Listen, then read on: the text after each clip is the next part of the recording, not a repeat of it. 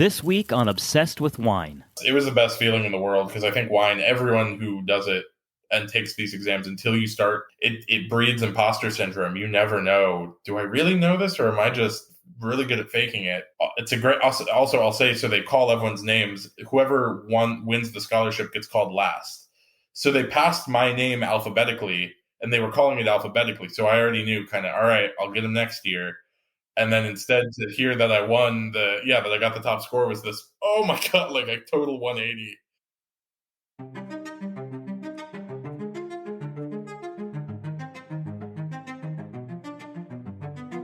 Hello, fellow wine enthusiasts. My name is Wesley Cable. Welcome to another episode of Obsessed with Wine. I've watched my share of wine movies over the years, and I've always been fascinated with sommeliers. One reason for my fascination is that sommeliers have an obsession for wine that drives them to spend numerous hours studying and tasting wine from all over the world to be able to pass a very difficult exam. Only the ones who pass get to join the distinguished club of people who can call themselves sommeliers. The other reason I'm so fascinated with sommeliers is because I respect how hard their job is. They work really long hours, are on their feet all day, and have to know obscure little details about wines from all over the world. Tonight's guest, Walden Pemantle, grew up in Philadelphia wanting to be a chef. He started out working in different restaurants in his hometown as a line cook. You'll hear in this interview how he wanted to be a chef so badly that he would save his money just to be able to experience the food at some of the most exclusive restaurants in New York and Chicago. During his cooking adventures, he developed a passion for wine and a curiosity for sommeliers who worked in the restaurants with him. His passion for wine drove him to becoming a certified sommelier with the distinguished Master Court of Sommeliers. There he received a scholarship for passing the exam with the highest score in his class. He has now turned his passion for wine into managing the great Texas Wine School. His story is exciting and inspirational at the same time. Pour yourself a glass of your favorite wine. It's time for Obsessed with Wine.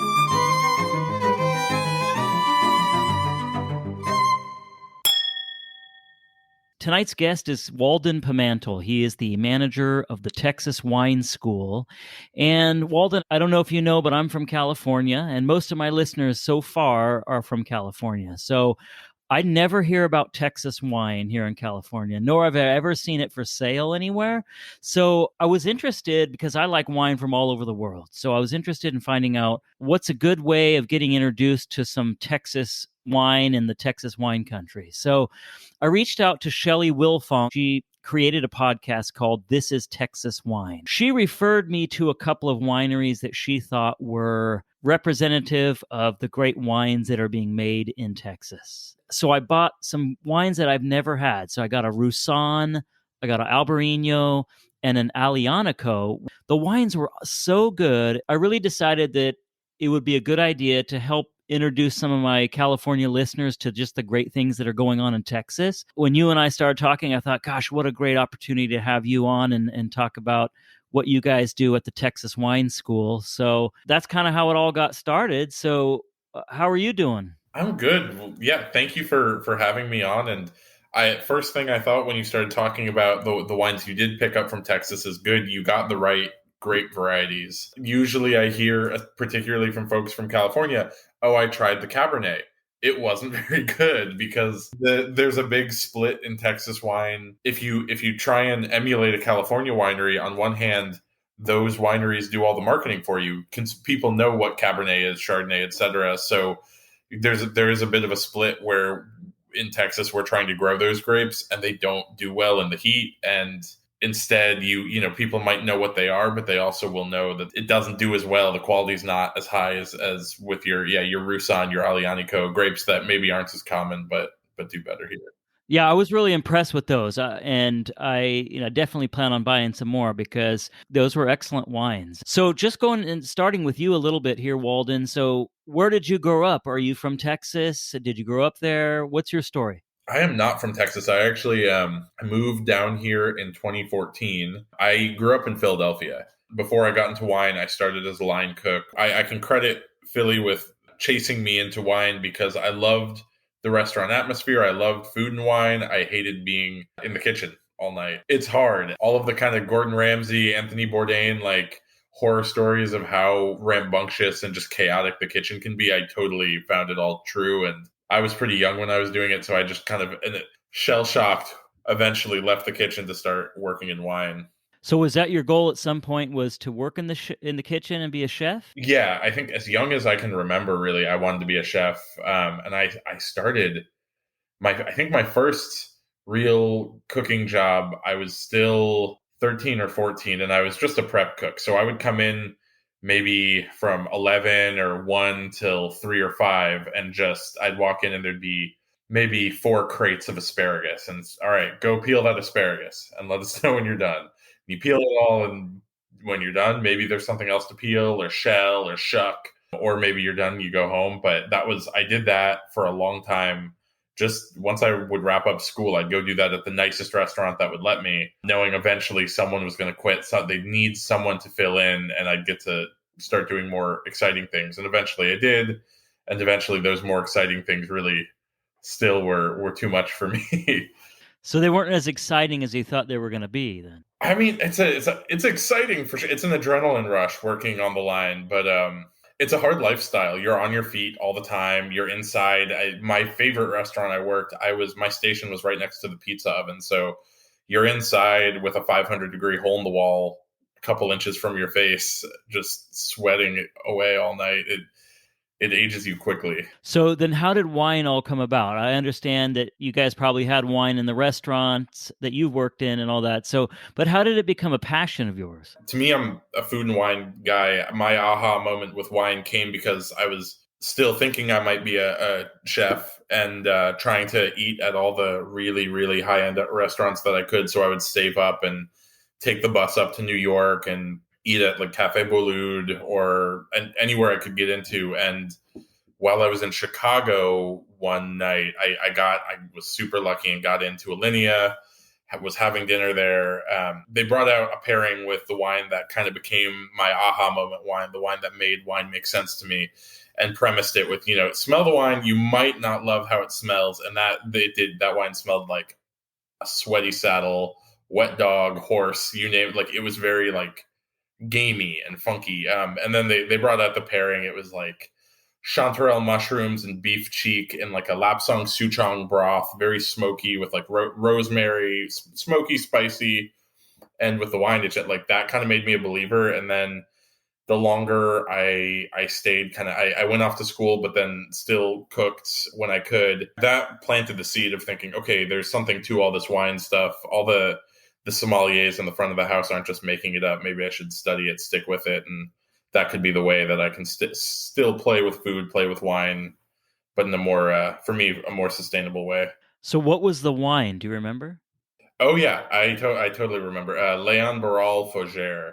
And every time I can get it, I have it, every vintage. And it rides the line of, so funky it's flawed and so funky it's the best wine you've ever had. If you get the chance to try it, it's definitely you'll have a strong reaction to it one way or the other. So eventually then you ended up in Texas and you went to college in Texas, right? You went to Rice University. So why Texas? What got you to Texas? So my parents are professors, so I needed to get far away from there. If I was going to do college, it had to be somewhere far from home. And really, I was considering the Culinary Institute or a traditional 4-year degree. And Rice is beautiful. I came and I visited and saw the campus. I met with some folks, some upperclassmen that had already been there. Actually, some of them tried to talk me out of going, but at the end of the day, it was just an opportunity to see a new part of the country, start a whole new kind of circle, meet new people.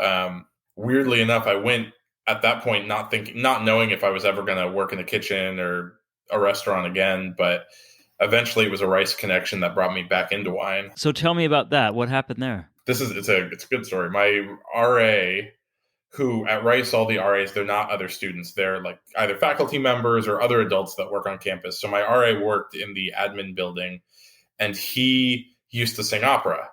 And I was mentioning to him, like, oh yeah, I'm trying to study wine, trying to pass my intro somm exam, all this kind of stuff like that. He said, oh, you should meet my friend David. Yeah, he's an old opera buddy. I think he's a master sommelier now.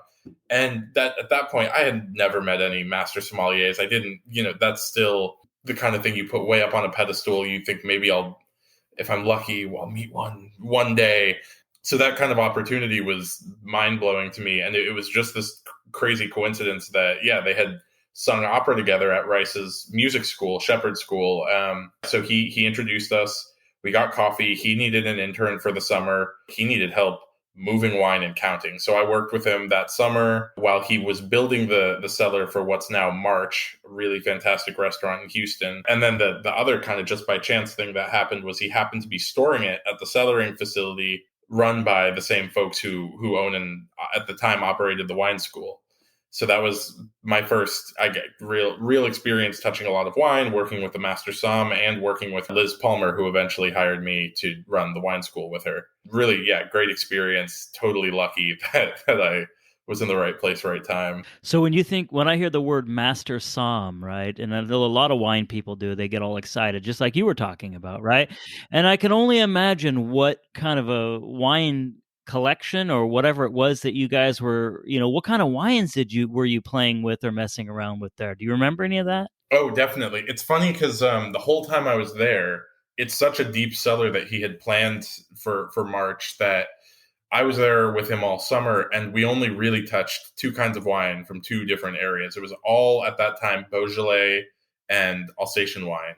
And to this day, Rosie Cannonball, which is it's kind of the little sister restaurant to March, the more casual restaurant, they've got maybe the best Beaujolais list in the country. And that was the kind of thing I was helping them put together. Alsace, it was a lot of the top wines from Trimbach, a lot of Albert Boxler, lots of Marcel Dice. And then I think maybe some Austrian and German. I remember touching like Nikolai Hoff, Donov, brands that I still drink, still really enjoy. That's cool. That's really cool. So at this time, when you moved to Texas, were you drinking a lot of wine then? Like, what were you drinking at that time? Oh man, I was in college, so I was so what everyone was drinking in college, anything, then I guess. yeah, anything I could get my hands on. Well, it's so I look at because I would put aside money to try and buy wine and see if I could see how it would change and age because I had no one else to drink wine with, and I thought if I'm going to do this professionally, eventually I need to be able to blind taste and do all these other things. So yeah, I mean, in college I drank a lot of beer, just like everyone else, but I was kind of collecting Bordeaux and some wines from like the southwest of France, only because they're a great deal. If you hunt around, you can find 90 plus. And at this time, I was really reliant on big publications like Wine Advocate, Wine Enthusiast, etc. For knowing what's good. I had no sommeliers, no more senior wine people to tell me, oh, you should try this, you should try that. So I would just read scores, and more or less my rule was if I could get it for 20 or 25 bucks and it had the score over 90, I would buy it, which now I think us wine snobs look down on that buying habit. But when you're starting out, what else are you going to do? And I still have a lot of those bottles, and it's funny because I'll open them now and they do have that. They've got plenty of age on them, and sometimes they're $20 bottle of Bordeaux that I aged on a bookshelf for 10 years, and sometimes they're really, really great and just these charming little bargain wines. But I drank lots of Bordeaux, lots of Cahors when I was still learning. Or I mean, you're always still learning, but when I was really just starting out and still in college. Yeah, I was just thinking about what you were saying about collecting the wines or keeping them. What's the secret to getting a little collection of wine going? I think my biggest problem, and I think a lot of people too, is I just can't hold on to things that long where I can just wait it out for 10 years. I end up wanting to try it right away. And so what's the secret to that? Just buying more wine, I guess, huh? Yeah, it's the unfortunate secret. But yeah, some of our collectors, I'll ask them that. We have over 100, about 200 collectors that cellar with us. And I would say we're all notorious for popping bottles open too young just because you want to try it. And the answers I always hear for like, how do you exercise that patience? Things like, oh, well, I just buy a whole case. If the case is closed, I can't get at it and I'll forget about it. But I know I don't buy wine by the case, and I will buy wine in 2s or 3s often. If it's something I know I like, I want one bottle to drink now, one bottle to try later. And if I get a chance to try it, I'll definitely make a note of how much later is late enough. Oh, this is a 5 to 7 year cellar.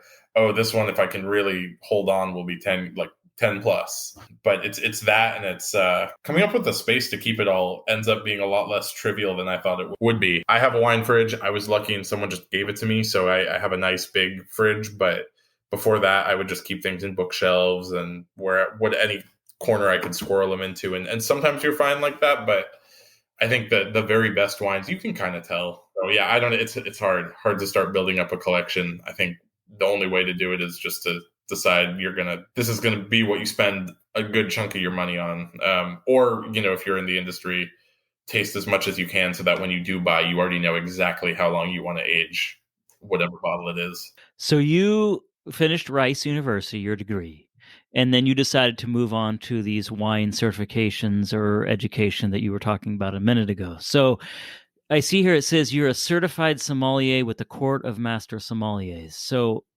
what does that mean, certified sommelier? I mean, I think everyone kind of has an idea what it means, but what does it actually mean? It means you went and you passed their intro test, and then you went back and you passed the certified test. Is really at that level, it's a certification. It means you were able to pass a certain exam. And what the exam is 3 parts. You go in the morning and you take a written exam. Yeah, mine had. Oh no, I'm probably not supposed to talk about what questions were on mine, but they ask you about vintages and about certain wine styles. Oh, if you run out of this wine, what would you recommend instead? Where is this obscure Austrian grape from? Where in Argentina grows the best Malbec? That kind of thing. And then after that test, you take a tasting test, and that's always the worst because they let you out after the tasting test, and everyone wants to talk about, oh, what'd you call this or that?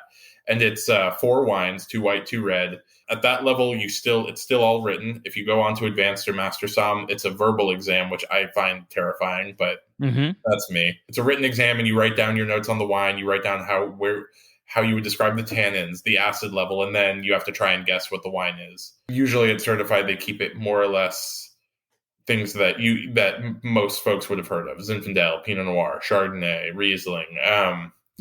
Then in the afternoon, you come back and you take a service exam. And to me, that was what I had to study for the most, because I had worked maybe half a year in the front of house in a restaurant serving wine, but that was it. All my other restaurant experience was just cooking. So basically, it's part of it's kind of an oral theory exam. They'll ask you questions as you pour for them. Oh, I really like this. What do you have that's similar? Oh, we've enjoyed Pinot Noir from Chile. What would you recommend that's like that? Questions like that while you're given some sort of scenario. So mine was, you're pouring a flight of Pinot Noir for people at a Wines of the World, like an eclectic, globally themed restaurant. So you kind of on the spot, you come up with the wines and sell them to your guest. You have to freehand pour, so you'll need to be able to eyeball a 3-ounce pour. And then the one thing that they have almost everyone do is open a bottle of champagne properly. Champagne service is important. It's not particularly hard, but it's one of the harder things you would do in any mom and pop restaurant. So you need to carefully cut the foil, loosen the cage, get the cork out without it making a big pop, and then again be able to pour it without underfilling the glass or obviously letting the bubbles go over the top. It sounds really stressful, actually. It sounds like a lot. It's super stressful, and it's so at our wine school, that's not one of the exams that we proctor. And all of the ones we proctor, you come in, it's all written. We send your exam off, it gets graded, we get your results and let you know.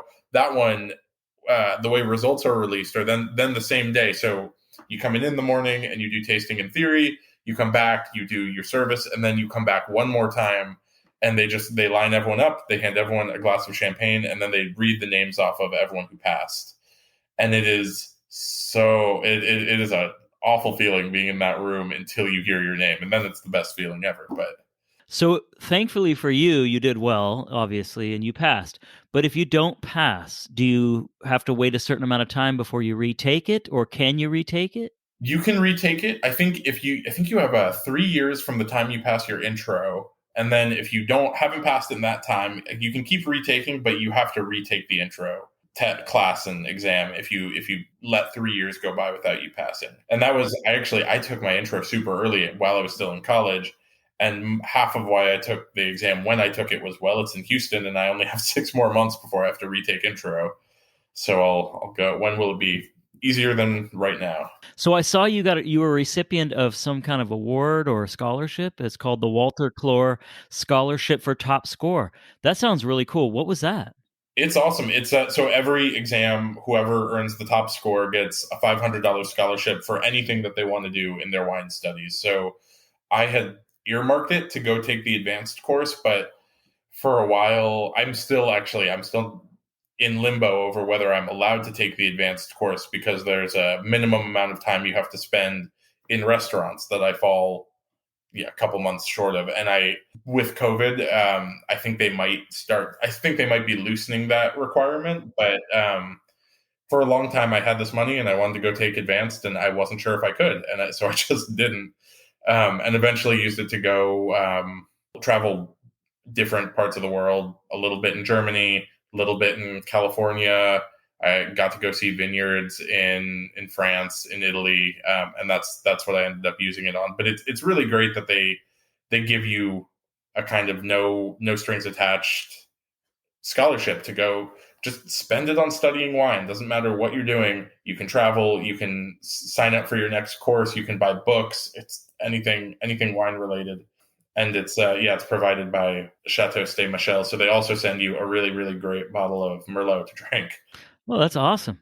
So you must feel pretty good about that. I mean, what an honor to know that you got the top score on whatever test it was that you got a top score. I mean, that's pretty impressive, right? It's the best. It was the best feeling in the world because I think wine, everyone who does it and takes these exams, until you start passing them, it breeds imposter syndrome. You never know, do I really know this or am I just really good at faking it? And it's a great, also I'll say, so they call everyone's names. Whoever wins the scholarship gets called last. So they passed my name alphabetically and they were calling it alphabetically. So I already knew kind of, all right, I'll get them next year. And then instead to hear that I won that I got the top score was this, oh my God, like a total 180. So we also see you have your WSET level 3, advanced, and passed with distinction. So one of the questions that I get from a lot of people is, what is the difference between the Court of Master Sommeliers and the WSET?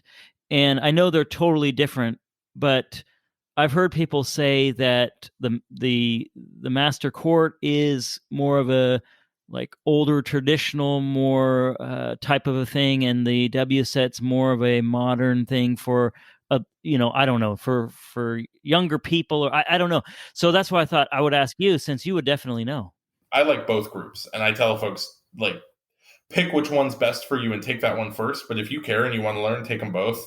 I think in some ways, WSET was more proactive in adjusting to, I think, how the younger generation interacts with wine. But part of that is just because there's no service component. And when you think of the stuffiest, most overly formal parts of wine, a lot of that has to do with how it's served in your old school New York steakhouse, which is kind of the model for service in a lot of places. Really, and really, WSET is the older of the two groups. The Court of Master Somms grew out of them. But so to me, the biggest differences are on what's tested. WSET, you learn a lot more about the actual production of wine, how it's made, and how it's grown. You have to know a lot more about and I need to update all my online resume type stuff because I finished my level 3 in maybe 2018, and just this last year made it through their level 4, which is a two-year took me 2 years. It's a long program, but at that level, and really at level 3 too, they start asking you more about soil types, more about root stock, about the really technical details than the court would care to ask you about. So there's more winemaking, grape growing knowledge, and there's writing. The biggest difference to me is when you take the exam. So both of them have a blind tasting component. The court has a service component, which WSET doesn't have. WSET has a written portion where you're not just answering questions with one word, you're writing explanations or you're arguing a certain point, which is really, really difficult for some folks. I'm always happier putting my thoughts down on paper than saying them, live in front of someone who probably knows more than me and I'm really intimidated by. So I like that aspect of it.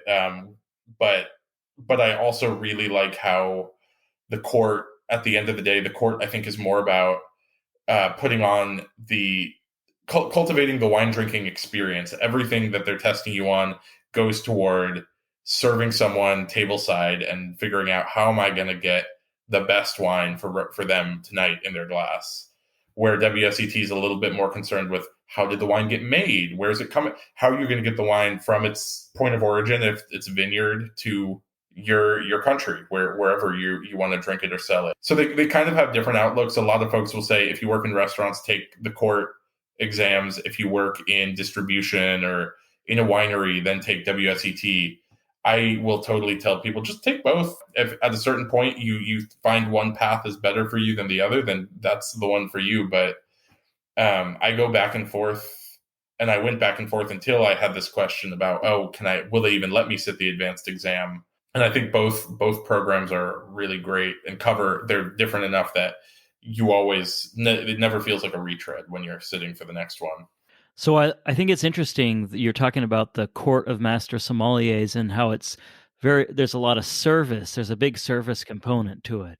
And so for me, I'm just a casual wine guy. I have wine at home and that kind of stuff, What is something that maybe I wouldn't realize is important in serving wine to me? I'm trying to think of something that's really important. Some of it is about the ritual of it. You set down the little coaster to set the cork on. You prepare your serviette just so that you can wipe the neck of the bottle without ever touching it with your hand. To me, I think some of the more important service-oriented things are the pieces that aren't just testing, okay, can you open this bottle correctly?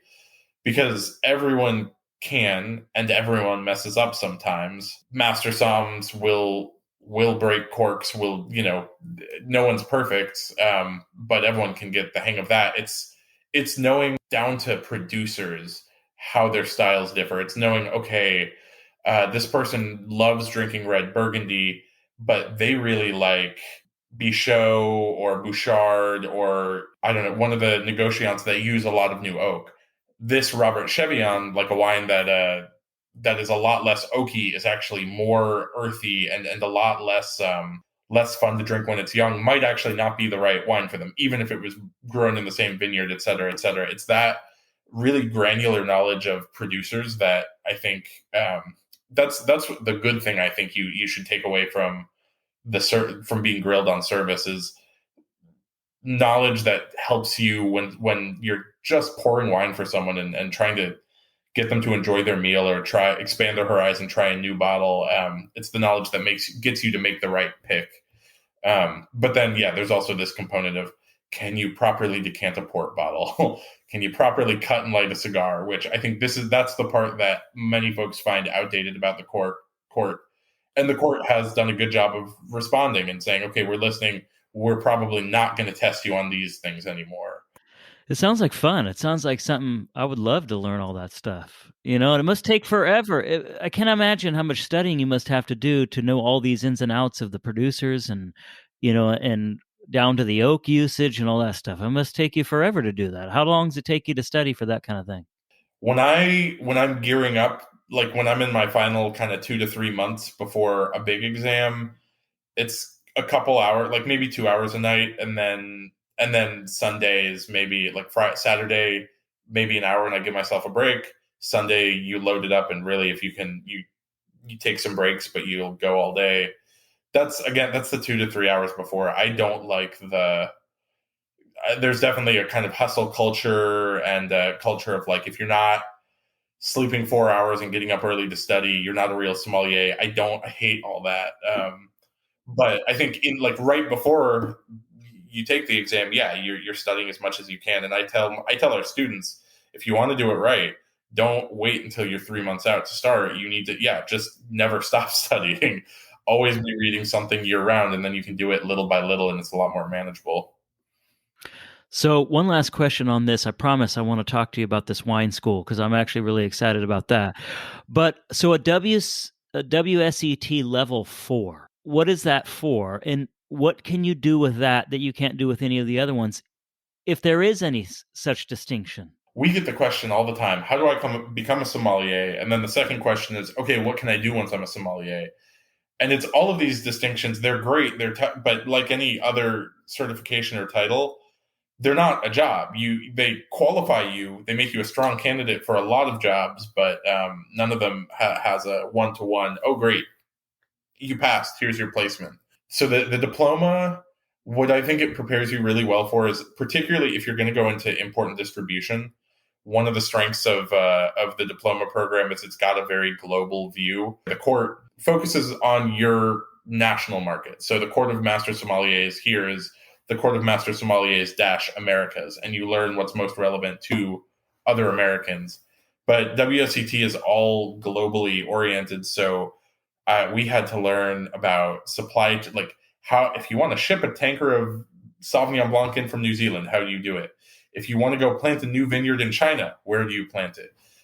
So it prepares you really well to work for a distributor or importer or someone that's working in all corners of the globe. And it prepares you really well to be a wine writer.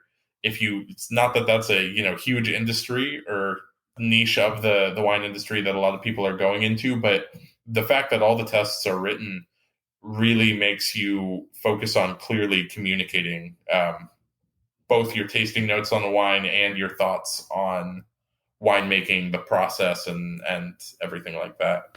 So it's obvious to me, and probably to everybody listening, you have this great passion for wine, and you've gone through all the trouble of studying and getting these certifications and all that. So it seems to me it'd be perfect for working in a restaurant or something, but that's not the path you chose.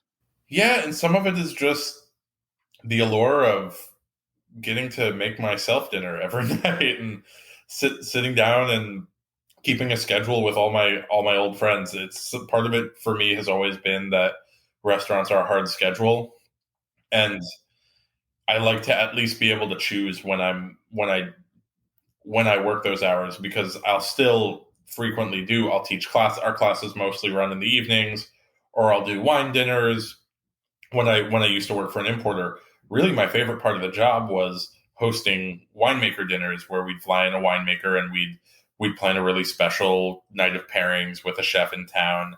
And that's fantastic, but that's, a couple times a month is very different from, than every day that I'm working. And I really, really admire folks that work in restaurants. It's one of those like I'll say definitely a long-standing insecurity of mine, that it's just not my temperament. It's not how I choose to work. I have so many friends that work in restaurants, and they're all the coolest people, and they're the ones really, like, day in, day out, giving people those aha moments that got me into wine. Mm-hmm. So just out of curiosity, I just have one more question about being a sommelier. When you're working at a nice restaurant, a famous restaurant, a really fancy place, is there money to be made being a sommelier? Or, like, what do they get paid? I don't think anybody other than people who do it have any idea what they get paid. So can you just give me a general idea? It is a wide gap. There are a wide range, but a sommelier at a top restaurant, whether it's a Michelin star restaurant or just, we don't have Michelin stars here in Texas. So a top restaurant in Texas could easily bring home six figures. If you're good at it, you do really well. And a lot of top restaurants might offer commissions to their somms, or and not just in a kind of, you're never a car salesman, because the person who comes in to buy a $5,000 bottle of wine is rare. And unlike the car buyer, if you're lucky, they'll come back in 2 weeks or next month, or they'll come back soon. So what I've found with working with our director of operations, he just passed the Master Sommelier exam, and he worked at Papa's Brothers Steakhouse, the most awarded wine list in Houston, for years before he came on to our team. But I was shocked by the relationships that he made, because really at the end of the day, people came to his restaurant, yes, for the food, but they really were coming for the wine list, and they were coming to sit in his section and have him navigate a great meal with a couple great bottles that they would never get turned on to. And when you do that, it makes a lot of sense that, you should be making money on those bottles. So whether there's all sorts of different ways that folks get paid. It could be commissioned, it could just be a great salary, it could be tips, but the top places pay really good money. All of the jobs, usually it's a little bit a cut above being just your typical server or typical host, captain. All right. So, what was your first career, I guess, in wine then? So, you finished all these certifications. Was it at the school or did you do anything before the school? So I was working while I was still in school. It was almost this whole like roundabout loop. While I was still in school, I had met the Master Somm through folks at college, and then I met the Liz Palmer, the director of the wine school, while I was working with him. But then they weren't ready to hire anyone else, so I took a job as a front of house manager. Actually, I started just doing as their kind of odd job guy with a great restaurant in Houston called Pax Americana. They're closed now, but I stayed with them while I was at college just because they needed hands. So I would go work a brunch shift, take the bus in and work on the weekends there. And eventually, once I graduated and was looking for something full time, I knew they were just about to close for good. But I had met an Italian wine importer in town through their sommelier who was still around and was saying, "Oh, she needs help. You should go talk to her about working for her." So I took a job. My first real full time wine gig was at this Italian wine importer distributor called Vino Vero, and it was a really fun job. It was a really scary job. A lot of the good and the bad of these small importers are just how small they are. I started and my first day was like, all right, here's some accounts. Go introduce yourself, tell them you're their new rep, and see if you can't sell them some wine. And I had no training, no idea what I was doing, but I stuck with it for a little over a year, really built good relationships. It is a fun job if you're just trying out wine. It's scary because you're paid on commission, and the phrase is you eat what you kill. If you don't sell wine that month, you don't make any money. But you do. It's an excuse to drive around town and meet every wine geek in the city. So I drove from Houston to the Woodlands, Cypress, all of the outlying suburbs. Would spend hours in the car, but got to meet a lot of really, really cool wine personalities that way. And then eventually, landed at the school after just over a year with the importer. Hello, Obsessed with Wine fans. I never get the chance to do this, so I wanted to take a minute to thank you for the overwhelming support you've shown me for this show. I tell people all the time, this show would not be successful if it wasn't for the amazing listeners and the great guests we have. To thank you, I've decided to start giving away Obsessed with Wine merchandise and gift cards from wineries I feature on the show. Please go to www.obsessedwithwine.net and sign up for the mailing list like many of you have already. Only as a member of the mailing list will you qualify for these great giveaways. You'll also be able to take advantage of the bonus episodes I plan to release in the near future. Thank you again for your support. I couldn't do this without you. Now back to the interview. All right, so you're the manager right now of the Texas Wine School. The school was started in 2010. Tell me what the Texas Wine School is and why does it exist? I think the short answer is people want to learn about wine and they want to do it in a fun way, but in a serious, like, we're not going to water things down or lie to you kind of way. It started, I wasn't even in Texas yet when it started, but we were really, I think we were Houston's first WSET provider. We're still really the only real provider in Houston and one of two in Texas. So we started as a school that gave levels 1, 2, and 3. Once you have a space, you might as well run as many classes as you can. So we run still fun one-night classes as well. So you can come get certified, but our bread and butter is a class called Intro to Wine, where the whole point is you should come in, learn a couple new grape varieties, and really just learn about your palate. We'll pick the biggest, oakiest, butteriest Chardonnay to taste against a really lean, racy, herbaceous Sauvignon Blanc, just because that's often the best way people can really discover that they have a palate. You always hear all wine tastes the same to me. That class is popular because it's engineered to put wines in front of you where you cannot help but see the differences. So we kind of came into existence as a WSET school for people that wanted to get certified, and then as almost like edutainment, like fun wine classes where you can come learn about wine, but just have a relaxed evening of tasting. So I saw on the website one of these classes you're talking about. They say it's called Taste Like a Pro, Mm-hmm. and it's a class that includes obviously tasting. And it says that you guys teach the students a systematic approach to wine tasting. Okay, so what is that? What is it? Because I'll tell you right now, one of my biggest difficulties is wine tasting, in the sense that I drink wine with people and they can, oh, I can smell this, I can taste this, this is what can taste. And to me, I have a hard time identifying things sometimes that I taste and smell and all that stuff. So but I've heard this before. You really do have to have a systematic approach to tasting wine if you're doing it for that reason. If you're just drinking it, then who cares? But if you want to get better and develop a palate, then there really is an approach. So what is the approach? So, and I'll say that the systematic approach to tasting, those are the WSET's words, not ours, but we teach it to everyone because it's useful. And there's what the systematic approach is you look at the color, you look at the nose, you look at then you taste for palate, you taste for flavors. Yeah, you want to see, okay, this wine tastes, maybe like mango, apricot, honeysuckle, etc.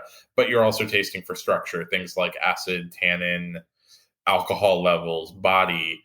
And then once you've done those things, you take it to a conclusion, and that can be as minimal as, is it good or bad, thumbs up, thumbs down, to, okay, how good is it? Where does it stand in the world of wine? Where is it from? What vintage is it from? And would you recommend it for aging? If yes, how long, etc.? That is how WSET walks you through it. That's how the court more or less walks you through it. And I think the systematic piece comes into play when you're really blind tasting and trying to figure out what things are. A lot of really good blind tasters will basically describe it as a really complicated flow chart of, you should be able to look at the color and see, okay, if the color is deep gold, that rules out about half the wine world. If it's a really pale white color, that rules out the other half of the world.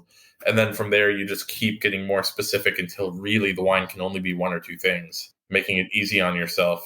That Tastes Like a Pro class is fun, though, because we do the systematic approach. We teach that. Really, what that class does that other classes we teach don't have is we prepare. It's usually we'll taste red wines, but we'll take a base wine, something cheap, like a boxed wine that you wouldn't really want to drink. And we have like they call it nez de vin, like the nose for wine kit of different scent essences. It could be vanilla extract. It could be orange peel oil, cedar, mocha, clove, mushroom, and we'll mix those into the wines and then have them passed around so you can blind smell what is literally mushroom in wine, or what is literally the scent of chocolate added to wine, and then compare them to the actual wine that we're saying might taste like chocolates or mushroom, or whatever the descriptor is, and get a sense of, okay, am I really smelling this? How do I experience the wine compared to something that's literally that descriptor mixed in with wine? So that class is at $85 for that class? Yeah. And is that a one night class? One night, yeah. That's pretty cool. You guys provide the wine too, I guess, for $85. Oh yeah, that's it. Wouldn't be as much. That's fun where the $85 comes into play, I guess. Huh? Exactly. Yeah. The wine. Yeah. All right. So cool. So another thing I loved just in looking at the school is a lot of these one night classes, like you said. I mean, classes like Australian wines, sparkling wines of the world, wines and food, wines of California, all those things. Those I could see being really popular just for people who want to maybe brush up on those things, or just want to experience what those are like. And you don't teach any of those classes, or do you teach those classes? I teach. So being the manager, I teach everything if I need to. Someone calls in sick, that class is now my class. Okay. So my specialties, having worked for an Italian importer, I'll teach any Italian class. I love doing wines of Italy. My problem with those is I have a hard time. So we'll usually, any given class will pour 6 to 8 wines. When I teach wines of Italy, the hardest part is picking which 8 I want to pour.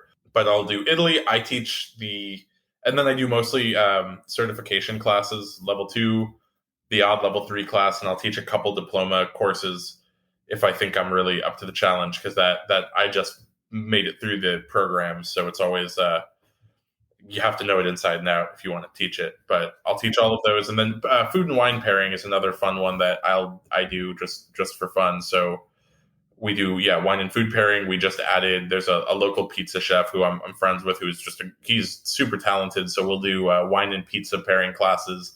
He makes a couple pizzas, I pick some wines, and we talk about, wine making, pizza making, and then what makes them so great together. So I also see here you guys have some really cool services that you offer through the wine school that I have not seen before. So a couple of them you alluded to earlier, but one of them is, I guess you offer some kind of cellar management or something for people. What is that all about? Yeah, so we're three businesses under one roof, and it's a small team, but the same 5 or 6 of us work for all three. We all have our specialty. So my specialty is the wine school, but under one roof we have the wine school, and then Art of Cellaring is the cellaring half of everything. We have just over 100 lockers, just about 200 members, and it's a cellaring club. So for collectors who need a place to store their wine can rent locker space from us. They have 24/7 access. They get, because they're already cellaring with us, we sell to them at like a nice low markup. But really the best part, our favorite part, and I hope many of our members' favorite part, is the community. So you have 200 wine collectors all under one roof when you ever get that. So we'll throw tastings of all sorts. New champagne comes to town, we all will get together to taste it. New Burgundy, occasionally even a new Texas wine. But the best nights for us are the just bottle share nights. Everyone opens a bottle of something they're really excited about sharing, and we all taste. But really so we put on those events, and then cellar management. There's definitely a kind of collector who's getting into it and knows they love wine, but it's like, man, I love to fly fish, but I really love to fly fish with a good guide. Like, I'll catch a few fish on my own, but if I have someone showing me where to go, that's where you really get to the exciting bits. So we have a lot of folks that will have us look at what they like to drink and what they've been buying, and just recommend things and say, you should pick up a couple bottles of this, a couple bottles of that.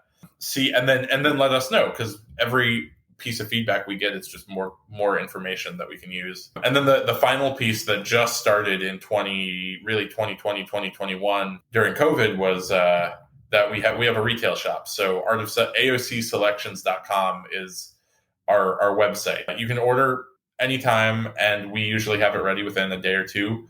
If it's in house, ready within a day, and you can come pick it up, because we still don't have an actual store. We've got the cellar upstairs, the lounge, and then 2 classrooms. But that's what has really grown, and that and the school have grown so quickly over the last couple of years that that's been an exciting new thing for me. Because that really, you asked earlier, like, how do you keep all these producers straight? For a long time I didn't bother, but when you're actually selling them and tasting them all the time, now you're able to learn a lot more by osmosis. Just, some of it you don't remember, but there's a good chance if you actually got to taste that wine and sold it to someone, and then they told you about it and how much they liked it, now you have a good memory of it. Yeah, I went on to the AOC part of it, and I was just reading about, I was looking at all the choices, and there's just a million choices on there, and it's really a cool thing. So these are wines that where do you guys get them? And then, like, how do you decide what to sell on the site? There's so many wines on there. It's, the site is kind of it's all the news that's fit to print. There are actually, so when we run classes, occasionally we have to train people on high quality versus low quality. So occasionally we will purposely buy really questionable quality wine. So obviously that doesn't go on the website. And occasionally we get things where we know we only got 2 bottles, and we know that our collectors love it and they need first crack. So that doesn't go on the website. But everything else we buy, for a long time, our rule of thumb was, if you're wondering if you should buy something, just ask yourself, hey, if I can't sell it, will I take it home and drink it? And if the answer is yes, buy it. At this point, the cellar it's gotten way out of hand. When I started, I was the second full-time employee. Now there's 5 of us. So more people ordering more wine, and the amount of space we have to work with hasn't really changed. So we've had to get a little more disciplined, but everything on the website, we really try to have everything on the website be something we would put our name behind, we would take home and drink. And I'm sure we all have different palates. So I'm sure each one of us could tell you the wine that they're like, oh yeah, everyone loves that one, but I think it's overrated. It's honestly all the stuff that we drink that we get excited about. So the wine service, the AOC Selections website and all that, is that just for people who live in Texas, or can anybody anywhere buy them? Anyone anywhere could buy them. The question is getting you the wine once you've bought it, because as someone from like you, I'm sure you talk to a lot of winemakers, and they'll tell you interstate shipping is really difficult. A nightmare, yeah. And in Texas, we're really just entering into the part of the year where it's too hot to ship. So in theory, yes, anyone can come buy the wine. We may or may not have a good way to get it to you, and it's happened before where someone orders something and then we email them that it's ready for pickup, and they're like, "Pickup? I live in Vancouver. We can't get it to you, but we try our best, and we've had folks from across Texas, I think maybe Louisiana, Arkansas, Oklahoma, order from us, but that's a work in progress because yeah, we're just a few folks, and we definitely don't understand the ins and outs of shipping like we do other pieces of the business.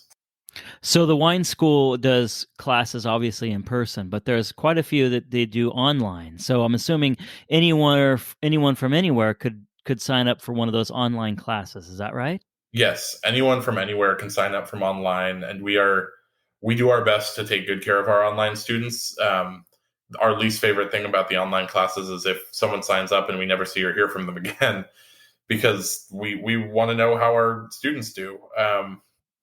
But we've had folks, I think, as far as Hawaii, Mexico City, maybe even, I think we've had a few folks from Brazil, and a few folks start their course in the US and then finish in China, or vice versa, start abroad and then fly in to take the exam. But yeah, anyone anywhere can take the classes online, or if the class is offered online, anyone can take it from anywhere. So I also saw you guys offer scholarships too for some people, which I thought was kind of a cool touch. So these are people who live in Texas, can submit for a scholarship for, I guess it's for just a class if they want to get a scholarship for a class, and you guys will award scholarships to people. That's a pretty cool thing. Yeah, and I know your viewership is mostly California, but we want to give more scholarships than we're giving now. And I always, when I'm any platform I have, will tell people like, have your folks apply, because we only offer them for in-person classes just because we need we need some in-person point of contact. But the whole idea is to help folks in the industry make it through their studies. And we flipped to being a nonprofit. Actually, 2019, the same year I started with the school, was when we got our nonprofit status. So we have a group of regulars really who donate to support those scholarships. And yeah, it's been a good program, and one we're kind of still hoping to grow, because of course you launch a scholarship program in 2019, you say, okay, but you have to come to the classes in person. Then 2020 happens. It hasn't had the traction we've wanted yet, but it's great to be able to bring more people into the classes that way. So I want to talk to you before we go about wine in Texas, specifically Texas wine. And you guys have a class, I believe it was called Texas wine or something like that, right? Specialist in Texas wine, yeah. Yeah, and so what is that all about? Because I know Shelly, when I talked to her, she writes on some of the stuff that she has this specialist in Texas wine. So what is that all about? What does that entail? Yeah, it is our only kind of in-house certification program that we do with another Texas wine author, Russ Kane, who really is the person that can tell you every story about Texas wine, because he's been here for all of it and seen all of it and met everyone. It used to be a 3-week in-person course. Now we found it's more popular online because there's always, 4 people in Lubbock who want to take it, 4 people in Fredericksburg, a couple in Houston, and it's just easier to get everyone together when it's online. But the whole idea of the class is to teach folks, okay, what are the major growing areas in Texas, mainly hill country up near Fredericksburg, and then the Texas High Plains up near Lubbock, and why are they different? Why are they the go-to growing areas? What do they have that the rest of the state doesn't have? And then to teach folks the grapes that do well, because it really is, there's a bit of a learning curve saying, hey, we're not going to talk about Cabernet and Sauvignon Blanc. We're going to talk about Albarino, Aglianico, Sagrantino, Roussanne, and Viognier. So getting folks comfortable with the main grape varieties. And the rest of the class is kind of split into talking with the winemakers. So now, especially now that it is held online, if we taste a Texas winery in that class, they'll get a call from us saying, hey, do you want to just chime in and talk about this wine and why you made it the way you did and what went into it? So there's a great element of being able to talk to the winemaker and talk to Texas winemakers that if you really hit it off and you really like the wine, you could go drive out the next day and see. And then also a component of, if you're working in the industry and selling the wines, what is the classic area that grape grows in that you might be comparing it to? So great, you've tasted a Texas Aglianico and you really liked it. Now, how can you compare it to an Italian Aglianico, or like a Texas Tempranillo does really well? How does it compare to Rioja or some of the Tempranillo you find in Spain? So it does a good job of introducing you to Texas's landscape, its grape varieties, its actual people who are making the wine, and then zooming out just a little bit to show you, okay, where in the whole world of wine do these bottles sit? Because it's important to know. It's amazing to me that you're in California and want to learn more about Texas wine, because frankly, that never happens. Usually the hardest part is getting someone to sit down so you can pour it for them. Right. So is that Texas wine specialist certification, is that only in person? Right now, it's actually only online because that format's been more popular. A lot of the areas that make up the Texas wine industry, particularly Lubbock, are really far from any major cities. It's a few hours drive to, I think Dallas would be the closest big city. So hosting it online, will ship each person a half case of wine to taste with the class. And then they're able to get on Zoom with the winemakers making the wine, and then Russ, who literally wrote one of the books on Texas wine. It's been a good way of keeping the class going, even when travel's a little bit more difficult. We're working on a level 2 that would go a little bit deeper, a little bit more in depth, and that one would probably meet in person just so that we could taste more wine. Because when you're shipping it to folks, one person, one bottle, and you can only have no one wants to open 6 bottles that they paid for in one night and just let them turn to vinegar. So we're going to try and bring in person just so that they can get a little more in depth with the tasting side of things. So people like me who are in California, can we participate in that class? Yeah, absolutely. We have someone in California in the cohort starting on Wednesday. And how much is that class? I think it is $275, and it runs 3 weeks, and then there'll be one more meeting to take the exam. So you take the exam online as well, and then once you pass, usually our folks do really well. We'll send you your pin and certificate, and it's one more feather in your cap. Cool. I'm going to do that. That sounds like a lot of fun. It's interesting, and it sounds like a lot of fun. Yeah. Let's just talk about some specific things real quick about Texas wine. So you mentioned it, right? We're coming from California, things that we're used to drinking out here, like you said, Cabernet and Zinfandel and Chardonnay and things like that. Those are popular here. So like you said earlier, people who go to Texas from other wine growing areas like California, they say, all right, I want to try your Cabernet, I want to try your Chardonnay, that kind of stuff. In reality, those things don't do well there. So the wines, it's not really showing what the best Texas can offer. So what are the grapes that do offer the best that Texas can offer? What does really well there that maybe doesn't do well in California? I think it's Mediterranean grapes. Anything that's kind of touching the coast, whether it's Italy, southern France, or Spain. My by far my favorite Texas wine, and it's not one you can always find, is a Sagrantino, which it normally actually doesn't touch the coast, but normally grows in Umbria in Italy. It's in big, very tannic, very full-bodied, and Messina Hoff, who's their winemaker, is super talented and a super nice guy.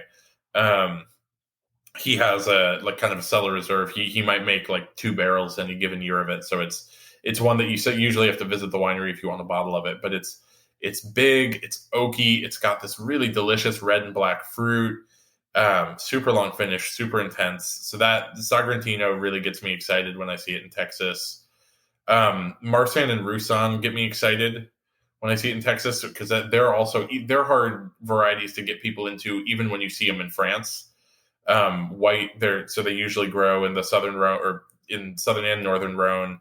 And yeah, white Rhone blends are just a hard sell, even with our collectors that will drink anything. But because they do so well in Texas, a lot of people see them and they have Texas pride. And all of a sudden, I know Texas Roussanne that sells more at my favorite wine bar than the original French Roussanne does. So yeah. To me, I think Marsanne Roussanne, Tempranillo, Albarino, Sagrantino, Aglianico are all exciting grapes to play with in Texas. So I've also noticed that there's been quite a few Texas wines that are winning these really important wine competitions and getting really good ratings and all that stuff, which for people in Texas has got to be a really, really exciting thing. I was looking at the 2021 San Francisco Chronicle wine competition, and there was something like 11 best of class wines were from Texas, which is pretty awesome. I heard Texas did well in that. Yeah, it's really awesome. Yeah, and it just makes me from California want to go out there and try all these great wines. I mean, it makes sense that great wine's made all over the world, so why wouldn't Texas be a place where good wine is made, right? Yeah, and I'm hoping I'm hoping the trajectory is still up and that it doesn't get too hot for some of what's already for some grapes that already like it really hot. Texas is still just on the borderline, but yeah, I hope it keeps going because I've had great experiences hiking out by Fredericksburg. It's hill country, so it's a really pretty place to go, and you can go grab a bottle of like Merlot or a Grenache Mourvèdre blend from Bell Mountain is one of the big hills out there. Climb up Enchanted Rock and drink it while you're looking at the mountain it grew on, and that's so fun. You could do that in any wine region, but there's something about Texas wine is still the industry is not fully developed. So if you drive out there, there's a lot of just open space. So for people who travel to Texas to try wine, most of them go to Fredericksburg. Is that just the place to go? Yeah, Fredericksburg is the place to go. And even so, a lot of the bigger wineries will source grapes from Fredericksburg, Hill Country, and up from High Plains near Lubbock. But they'll make sure to have a tasting room in or around Fredericksburg, if not even closer to like Houston or Austin. But that's our wine country where you go to taste everything.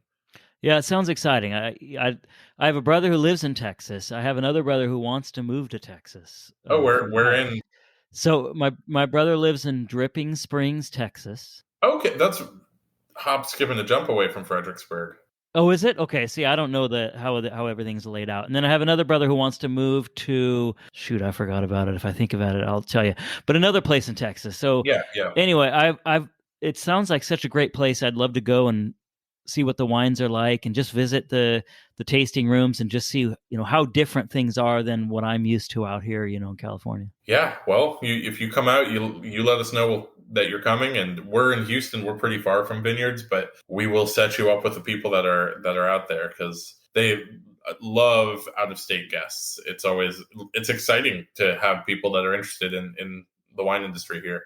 So for people who want to learn a little more about the wine school and Texas wine, what are some good places that they can go to on the internet to find those things? Our website is, I always tell people, our website's the best place to go. It's also not, we're wine people. We're not great, we're not software people or tech people or anything like that. So The website has our current list of classes. If you wanted to take an online class or anything like that, that's where you would go, as would be like the retail shop. Even we have people that never buy from us, but they just sign up for the newsletters because we write at least twice a week little educational blurbs about our favorite wines. Other places, I think Vintage Texas is a good website and blog that covers Texas wine really well. That's Russ Kane, who's our specialist of Texas wine instructor and put together the whole course. Yeah, Texas wine, I couldn't tell you any other good websites, but there's a lot of good books out on it. A lot of them are up on Vintage Texas, and the rest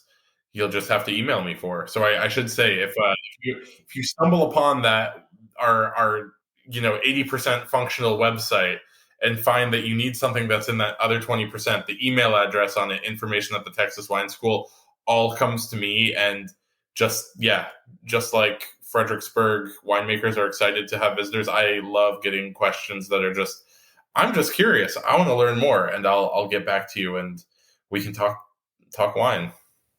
One last thing I like to ask the guests at the end is usually, what else do you drink that you like besides, the stuff that you've already mentioned? I mean, are there wines that you're particularly fond of or that you're passionate about?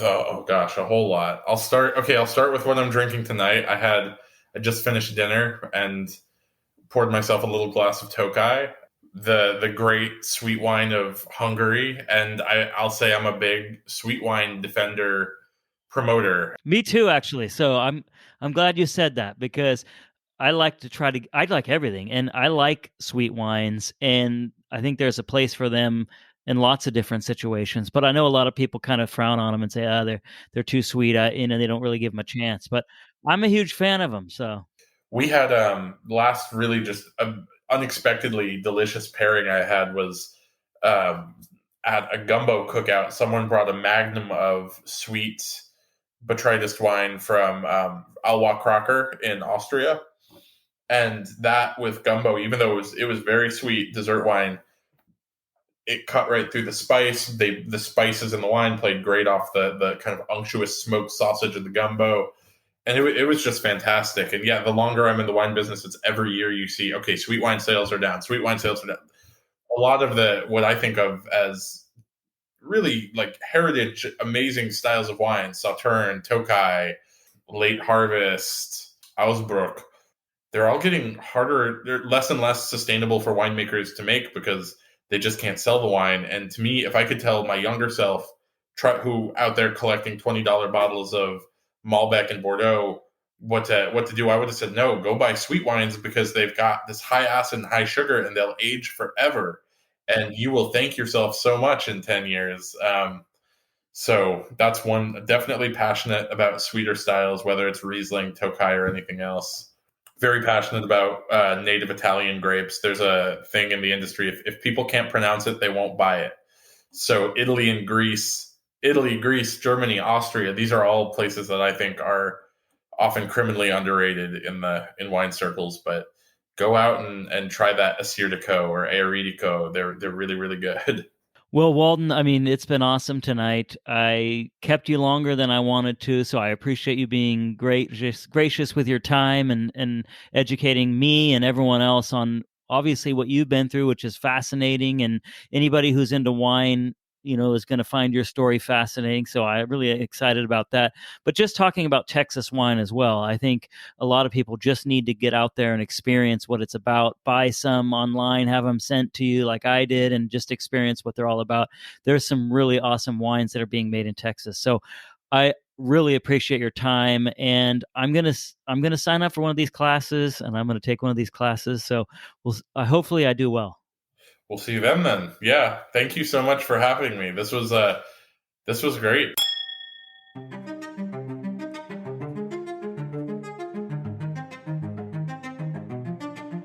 I've said this many times on the show already. I'm always looking for sources of inspiration, which is one reason I absolutely love doing this podcast. There's always great stories out there like Walden Pemantle's that prove you can really accomplish great things if you're willing to work hard. I encourage you to go to the Texas Wine School website at thetexaswineschool.com and sign up for some of these great wine classes. I find myself really into Texas wine lately, so I'm going to sign up for the Specialist of Texas Wine Certificate so I can learn more about it. Finally tonight, I want you to visit the show website at www.obsessedwithwine.net to sign up for the mailing list so you can take advantage of some upcoming bonus episodes and qualify for my monthly giveaways of Obsessed with Wine merchandise and gift certificates for wineries discussed on the show. Only those who are part of the mailing list will be eligible, so join the mailing list today. On the website, you can now hear my new daily wine segments I call the Daily Taste. These segments come out every weekday and are focused on wine-related subject matter. The Daily Taste segments are only between 3 and 5 minutes in length, and people have really liked them so far, and I've got some really good feedback. Join me for another episode of Obsessed with Wine every Saturday. Until then, Cheers!